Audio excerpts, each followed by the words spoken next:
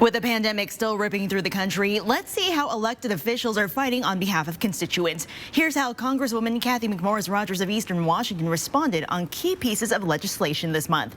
The most recent was the Violence Against Women Reauthorization Act that passed the House yesterday with support from both Democrats and Republicans. It protects and provides help for domestic abuse and sexual violence victims. However, Representative McMorris Rodgers voted against this renewal. Now, one of the changes to this version expanded protections for transgender women. She says this version fails to protect people of faith and those that are hiring in faith-based organizations. Another notable change was a provision to stop what's known as the boyfriend loophole. This would prevent anyone convicted of stalking from getting a gun, language she did not support.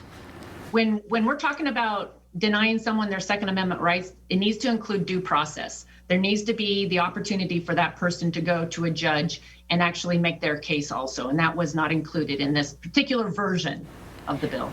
The 9-term Congresswoman has supported violence against women legislation in the past. She says she still does, just not this version for the reasons mentioned. Regardless, this version passed and is headed to the Senate.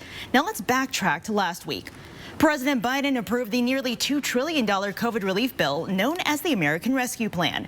This allowed stimulus checks to be sent out and gave funding for vaccinations, schools, as well as local and state governments. However, Representative Cathy McMorris Rodgers voted against this round of COVID relief.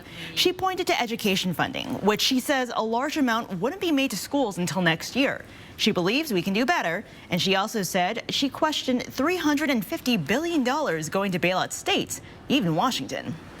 And even the hit that the COVID has been to our economy, that revenue's up 10%, and for the federal government to send $7 billion, I think is questionable.